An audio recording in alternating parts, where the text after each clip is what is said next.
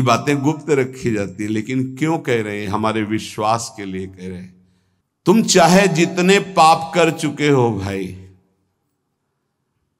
अब हो गया, आ जाओ, नाम की शरण में आ जाओ, तुम बिल्कुल चिंता मत करो। कई भाई लोग आके प्रश्न करते हैं कि हमसे बहुत पाप हो गए, क्या हमारे पापों का उद्धार हो जाएगा, नाश हो जाएगा?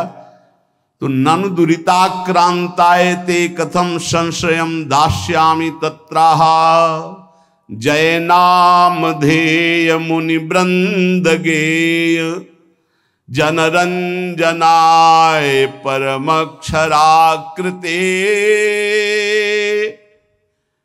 तुमनादरादपि मनागुदीरितम निखिलोग्रताप पटलिम बिलुम पशी।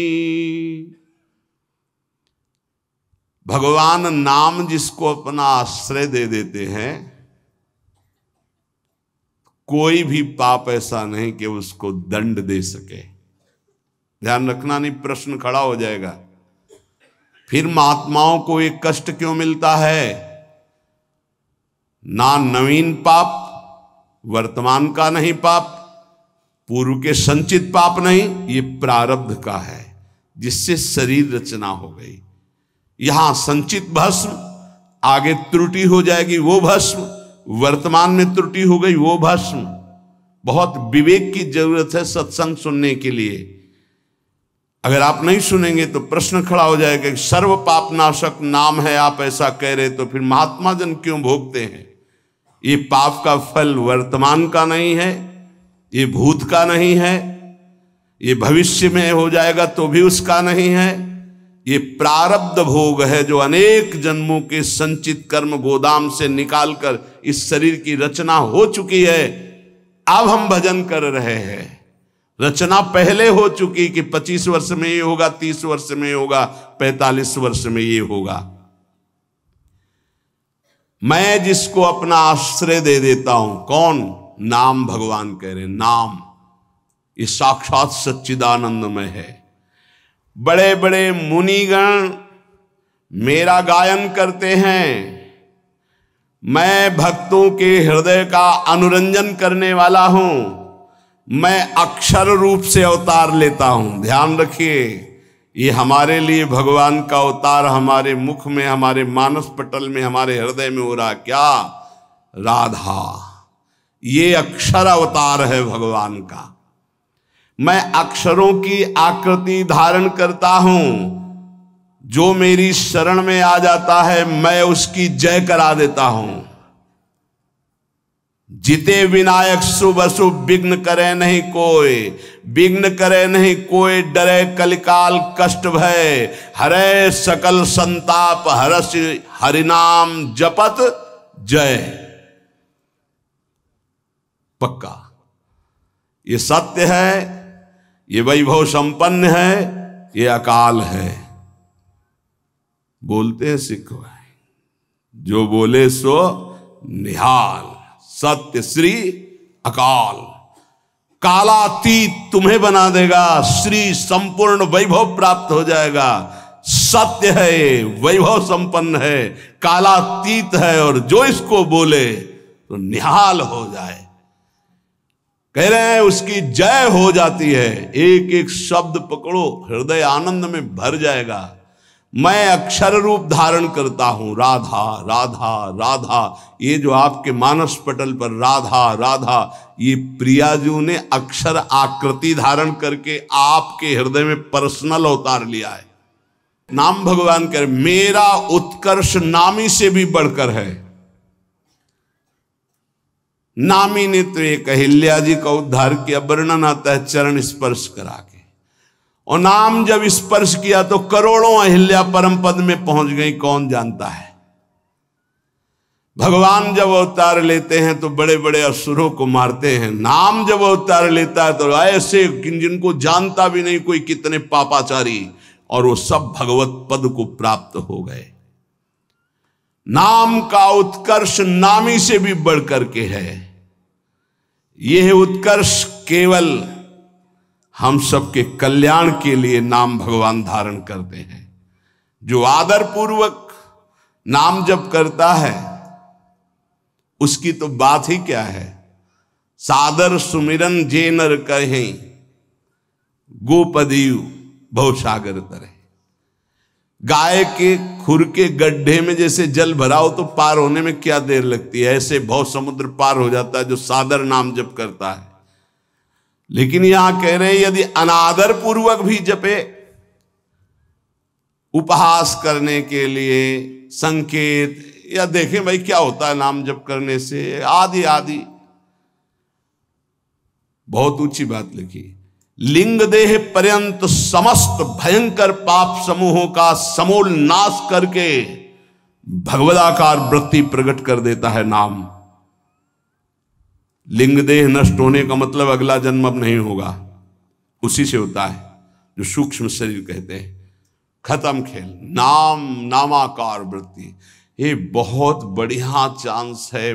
जो रोज ये आपको सत्संग मिल रहा है, आप पकड़ लीजिए, पकड़ लीजिए। अगर आप पकड़ लेंगे तो निहाल हो जाएंगे, इस बात को समझ लीजिए। न च नामाभाषः पापान्नेव दग्ध्वा निवर्तते अपितु स्वावाच्ये भक्तिं च प्रकाशयतीत्याह। नाम की तो बात जाने दो, नामाभासी तुम्हारे पापों का सर्वनाश कर देता है। जैसे आप पूरा नाम कहना चाहते थे राम, लेकिन रा उच्चारण किया, मां नहीं कह पाए और शरीर छूट गया तो आपको भगवत प्राप्ति हो जाएगी। पूरा नाम उच्चारण करना चाहते थे राधा, पर रा उच्चारण हुआ, धा नहीं कर पाए और शरीर छूट गया, आपको भगवत प्राप्ति हो जाएगी। यदा भासोप्यद्युन कवलित भवध्वांत विभवो दृशम तत्वाधानामपि दिशति भक्ति प्रणयनीम जनस्तस्योदात्तं जगति भगवन् नाम तरणे कृतीते निर्वुक्तुम का इहि महिमानं प्रभवति। यदि जिह्वा से निकल रहा है राधा राधा राधा, राम कृष्ण हरि, जो नाम बोले, ये पाप ही केवल भस्म नहीं कर देता, पाप प्रवृत्ति को भस्म करके विशुद्ध भक्ति को प्रकाशित करता है। ये बहुत पाप की जड़ है पाप प्रवृत्ति, दुर्वासना मम सदा परिकर्षण। ये बहुत ऊंची अवस्था तक जाती है, चिंगारी रूप भगवत साक्षात्कार तक बनी रहती। ध्यान रखना, भगवत साक्षात्कार जब होता है तब बात खत्म हो जाती। मम दर्शन फल परम अनुपा, जीव पाओ निज सहज स्वरूपा। ये छोटी मोटी साधना से दबते हैं, चिंगारी बनी रहती, घास फूस मिली, हवा अनुकूल पड़ी तो ज्वाला बन जाएगी। यदि आपकी जिह्वा पे नाम चल रहा है तो नाम सूर्य की तरह प्रकाश करता है अंदर। कोई आंधी तूफान किसी तरह बुझा नहीं सकता। ये आग नहीं है, ये सूर्य का तेज है। संसार में कौन ऐसा प्रवीण होगा जो नाम की संपूर्ण महिमा कहने में समर्थ हो? कहूं कहां लगी नाम बड़ाई, राम न सकही नाम गुण गाई।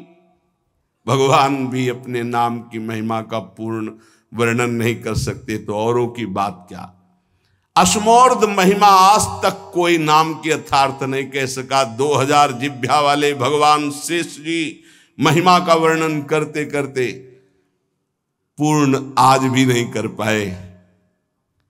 कोई नहीं, ऐसा नाम का प्रभाव है कि कोई नहीं आज तक पूर्ण महिमा का वर्णन कर पाया।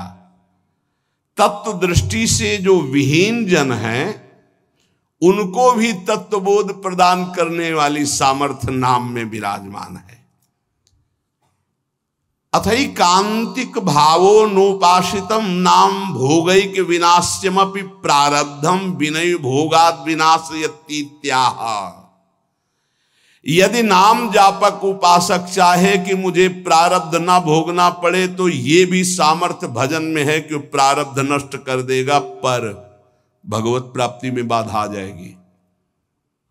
भगवत प्राप्ति में बाधा आ जाएगी। यहां ध्यान दीजिए, अगर किसी को ऐसा लगता हो कि भजनानंदी संतों को जो रोग आता है अगर भजन में दम हो तो मिटा दें, तो आप देख लीजिए शास्त्र प्रमाण, वो कह रहे अथई कांतिक भावे नोपासितम नाम भोगैक विनाश्यमपि प्रारब्धम विनय भोगाद विनाशयति। बिना भोगे प्रारब्ध का विनाश हो जाएगा भजन करने से। तो क्यों नहीं करते संत जन अपने प्रारब्ध का नाश? क्योंकि भगवत प्राप्ति में बाधा पड़ जाएगी। तो शरीर अविनाशी थोड़ी है। मानो कैंसर है, किडनी फेल है, ये है वो है, तो ये अपने समय तक के लिए है। जहां समय पूरा हुआ तो जिनकी किडनी ठीक है वो मरते नहीं है क्या? जिनको कैंसर नहीं वो मरते नहीं क्या? अरे बड़े स्वस्थ गाते बजाते चले जाते हैं।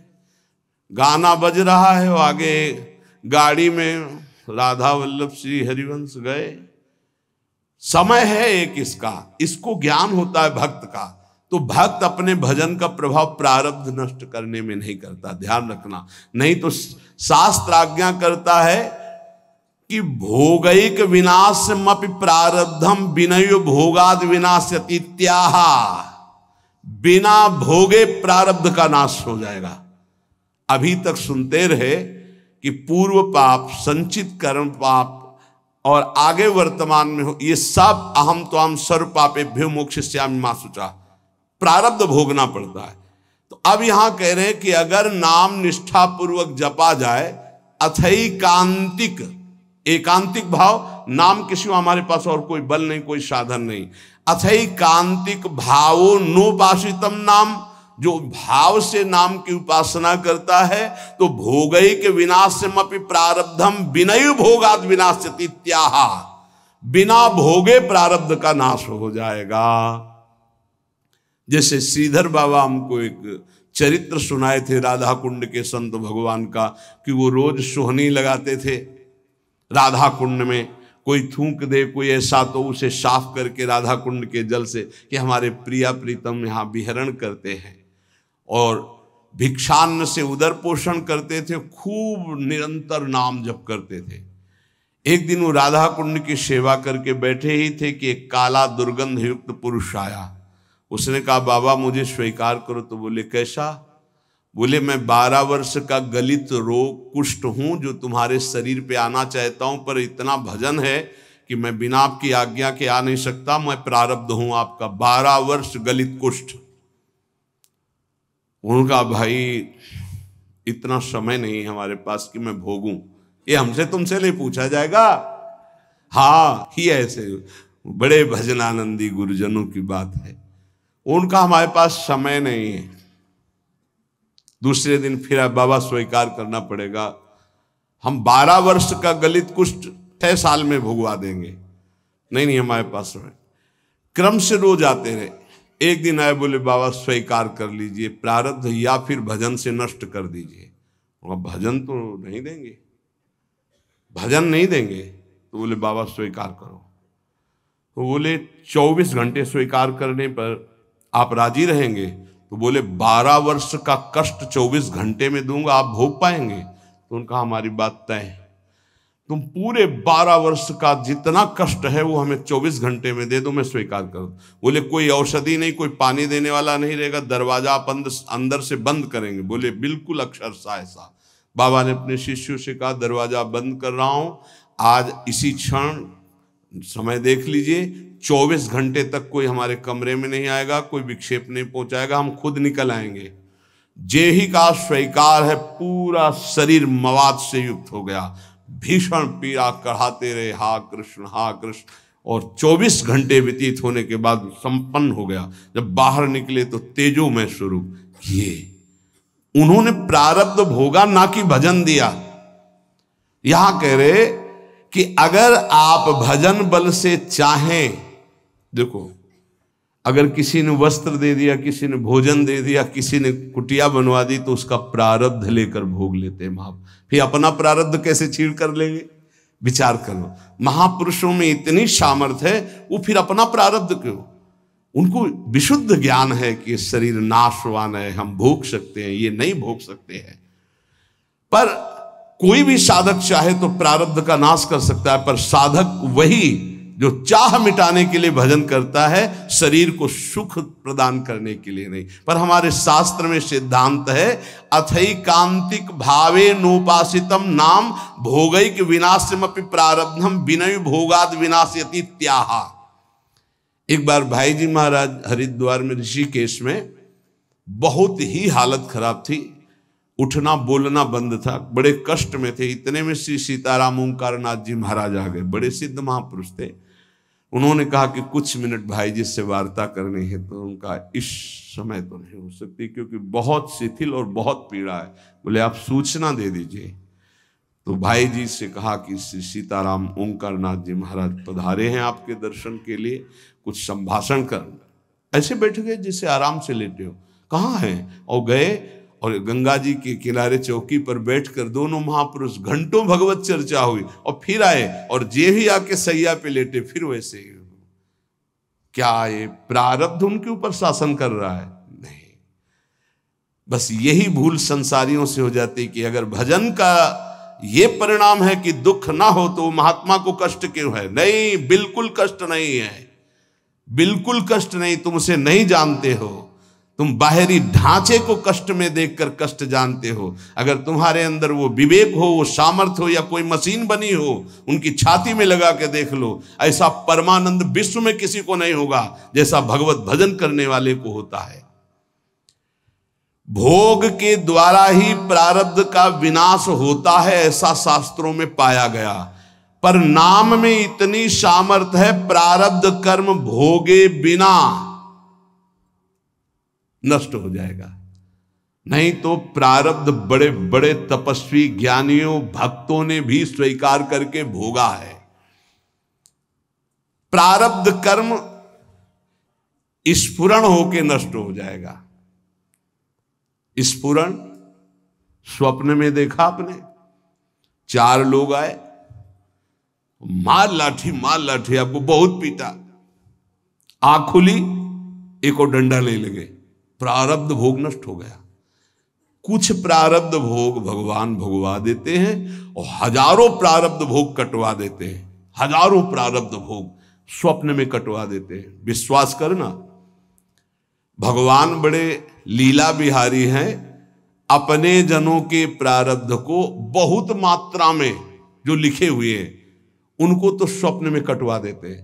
कुछ ऐसे थोड़े देते हैं, और वो भी ऐसा मार होता है प्रारब्ध का भगवान के भक्तों का, जैसे कोई पड़ोसी से बालक कुछ बिगाड़ करके झगड़ा कर लिया, अब पड़ोसी मारने आ रहा है तो उसकी मैया बड़ी प्रवीण होती, दौड़ के जाती है। वो कहती है अरे रुको रुको, कहा था दुष्ट तू मानेगा नहीं। वो इतना गुस्सा करके ऊंचे हाथ उठा के, और हाथ पीठ में आते आते नरम पड़ गया और धीरे से लगा, फिर ऊपर उठा तो आसपास, अरे बहन जी रहने दीजिए, आप कहते तो हम मान जाते, नहीं हाथ तो इसकी खाल उधेड़ देती। ऐसा प्रारब्ध भोग भोगवाते भगवान। समझ पा रहे हो? हाथ बहुत ऊंचा उठा रही मैया, पर उसका लाला है इसलिए बहुत धीरे पड़ता है जाकर के। अगर पड़ोसी मारता तो भले हाथ ऊंचा ना उठता, लेकिन वो बहुत जोर का लगता। तो ऐसे ही प्रारब्ध पड़ोसी की तरह पिटाई करता है सबकी, लेकिन भक्तों के प्रति जब पिटाई होती तो मैया की तरह पिटाई होती। हाँ, जैसे कुम्हार नीचे हाथ लगा के ऊपर पिटाई करता है ना मटकी की, ऐसे भगवान आनंद सिंधु सत्य कह रहे हैं, आनंद का हाथ लगा करके ऊपर से प्रारब्ध को भगवा देते हैं। ब्रह्म विद्या का साक्षात्कार करने वाले महापुरुषों के संचित भस्म हो जाते हैं, क्रियमाण का नाश हो जाता है, परंतु प्रारब्ध भोगना पड़ता है। परंतु वही प्रारब्ध नाम निष्ठा वाले को चाहे तो स्पर्श भी नहीं कर सकता। इसमें वेद प्रमाण है, सा एव सर्वेभ्यः पापमभ्यः उदितः उदेति ही वै सर्व पापमभ्यो या एवं वेद उदिति तस्य नाम। जो तपस्या साधना वेदांत के द्वारा सारे पाप भस्म कर चुका है, वो पूर्व और वर्तमान के पापों से छुटकारा पा जाता है, पर उसे प्रारब्ध भोगना पड़ता है। पर यदि नाम जापक है उत, ये जो नाम जापक है उसको प्रारब्ध भी भोगना नहीं पड़ेगा यदि वो चाहे तो। पर क्यों चाहेगा? अरे ब्रह्मास्त्र का प्रयोग मच्छर मारने के लिए थोड़ी होता है। आप आगे बढ़ो, खुद आपका हृदय कहेगा आओ प्रारब्ध स्वीकार करते हैं, लेकिन भजन एक भी नाम नहीं देंगे तुम्हें, भोग लेंगे हम। बहुत बढ़िया बात है।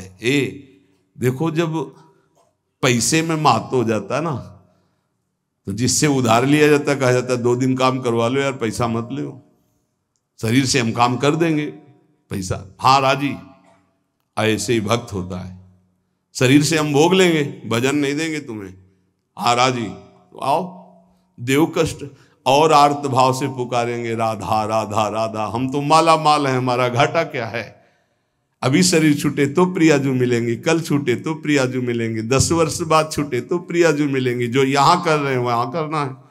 यहाँ आप लोगों के रूप में बैठे हुए भगवत चर्चा हो रही है, वहाँ प्रियाजू के सामने प्रियाजू का यश गा करके नाचेंगे, गाएंगे, खेलेंगे, कूदेंगे अपनी स्वामिनी जी के साथ। घाटा कहाँ है हमारे पास? तद वृंदावन धाम नाम रसदम बंदामि राधापते। मैं उसी वृंदावन की उपासना करता हूं जिसके कण की आशाएं बड़े बड़े महापुरुष करते हैं।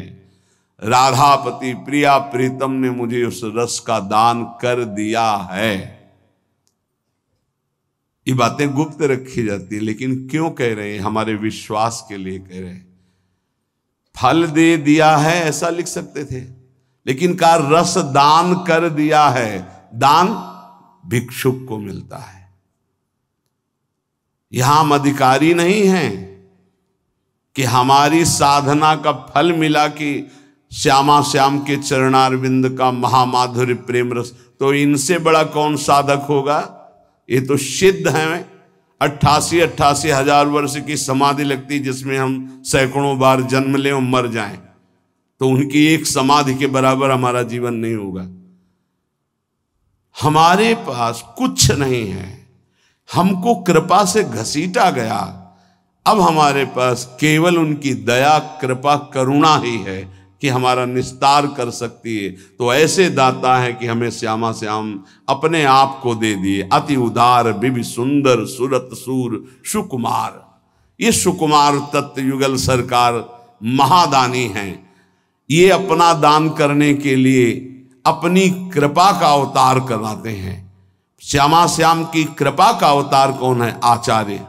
कृपा रूप जो वप धर्यो। तभी कहा गया महिमा तेरी कहा कहो श्री हरिवंश दयाल, तेरे द्वारे बटत है सहज लाडली लाल। सहज शब्द देख लीजिए, बस पंक्ति में बने रहिए। आपको ये चिंता नहीं करनी कि आपके अंदर क्या विकार चल रहा है, आपका भजन कितना चल रहा है, आप किस कोटि के साधक हैं। यहां इसका कोई गणना नहीं। यहां गणना है पंक्ति में खड़े रहो, बस इधर उधर नहीं डोलना। अगल बगल से पंक्ति लगी हुई है, वो आपको बुलाएंगे। बहुत समय हो गया खड़े रहते, कुछ मिला? बोले नहीं अभी तो खड़े हैं। बोले आ जाओ हमारी पंक्ति में, देखो क्या बट रहा है, आनंद लीजिए। तो ऐसा ना गलती करें। ये जो शरणागति प्रिया प्रीतम की मिली, बस इसी पंक्ति में बने रहना। तो महिमा तेरी कहा कहो श्री हरिवंश दयाल, तेरे द्वारे बटत हैं सहज लाडली लाल। इसी पंक्ति से बड़े बड़े रस सिद्ध महापुरुष हो गए हैं। वैसी पंक्ति में आप भी जा रहे हैं। और पंक्ति का एक प्रभाव होता है कि चलना नहीं पड़ता, धक्के से आगे पहुंचा दिया जाता है। जब जोरदार पंक्ति लगी हो, आप बिल्कुल सेट हो जाओ उस पंक्ति में, तो पीछे से रेला आएगा, आप आगे पहुंच जाएंगे। जैसे बरसाने लाडली जी के दर्शन करने जाए ना, तो ये देखा ना, धक्का लग लग करके एकदम सामने पहुंच गए। और लाडली जी के दर्शन, बस अपने को पंक्ति में खड़ा कर दो। हमारी सामर्थ्य नहीं इस पंक्ति में खड़ा होने की। अगर अपने को पूछा जाए कि तुम्हें क्या चाहिए, उस पंक्ति में खड़ा करें तो बहुत घटिया मांग होगी। इतने रुपया दे दो, इतना मकान दे दो, दुल्हन दे दो, ये दे दो, वो दे दो। अगर हम पूछा जाए हृदय से सबके, ये खुल के बताओ तुम्हें क्या चाहिए, तो वो जब बोलेगा ना तो होश उड़ जाएंगे। हम लोगों से मांगा जाए कि आप अपना प्राण, अपना जीवन, अपना सर्वस्व प्रभु के लिए न्यौछावर कर दो, नहीं करोगे। और काम भाव के लिए आप 1 मिनट में तैयार हो जाएंगे प्राण देने के लिए। पक्का समझ, 1 मिनट में ऐसे अमूल्य प्राणों को देने के लिए तैयार हो जाएंगे। कैसे? जानते हो कि अगर इस बात का परिणाम आया तो आपको आजीवन कैद या फांसी मिल सकती है, लेकिन आप उस बात को ना समझकर आप कूद पड़ते हैं। तो हमसे पूछा जाए हृदय की बात तो संसार प्रिय है प्रभु नहीं, पर पता नहीं लाडली की कृपा धक्का लगते लगते लाइन में लग गए। फिर पता चला ये लाइन क्या बटता है इसमें, बोले प्रिया प्रीतम बटते हैं इसमें। तो लगा ये हम तो न प्रिया प्रीतम चाहते थे ना ये पंक्ति जानते थे, पता नहीं कैसे धक्का लगते हुए भीड़ में और ऐसी पंक्ति में लग गए जहां प्रिया प्रीतम बट रहे हैं। महिमा तेरी कहा कहो। हाँ, आचार्य चरण बैठे हैं और प्रदान करते जा रहे हैं। श्यामा श्याम की रति, श्यामा श्याम की रति, श्यामा श्याम प्रदान करते जा रहे। बोले मुझे राधापति ने रस का दान कर दिया है, अब मुझे कुछ नहीं चाहिए। कदानु वृंदावन कुंज मंडले भ्रमन भ्रमम हेम हरिन मणिप्रभम संस्मृत्य संस्मृत्य तदद्भुतम प्रियद्वयम द्वयम विस्मृति में तुम्हें खिलम। आहा, ऐसा कब होगा कि वृंदावन की कुंज कुंज में लीला चिंतन डोलूं, नील हेम मणि युगल नाम सुमिरन ते ही को घोलूं। ऐसा कब होगा? कदान वृंदावन कुंज मंडले भ्रमन भ्रमन हेम हरिन मणि प्रभम। मेरे नेत्रों में श्री श्यामाजू और लालजू की छवि छाई है और पद गुनगुनाते हुए वृंदावन की गलियों में डोल रहे। यहां चलना ही परिक्रमा और भजन है, ध्यान रखना। पक्की बात मान लीजिए, हमारी विश्वास करना। यदि संपूर्ण शरणागत हो तो तुम्हें अलग से भजन करने की जरूरत नहीं। पूरा भजन आपका हो रहा है, आपका चलना परिक्रमा हो रहा है, आपका सोना समाधि माना जाएगा। धाम में हो या भगवत आश्रित कहीं भी हो, पूर्ण शरणागति की बात कर रहा हूं। आपका हर बात बोलना यश गाना होगा भगवान का, और आपकी एक एक श्वास भजन माना जाएगा। आपका भोजन पाना भी भोग लगाना पूर्ण यज्ञ माना जाएगा। निद्रा समाधि स्थिति, एक एक कदम, एक एक क्षण, अब भजन करना नहीं पड़ रहा, स्वाभाविक होता है शरणागति का।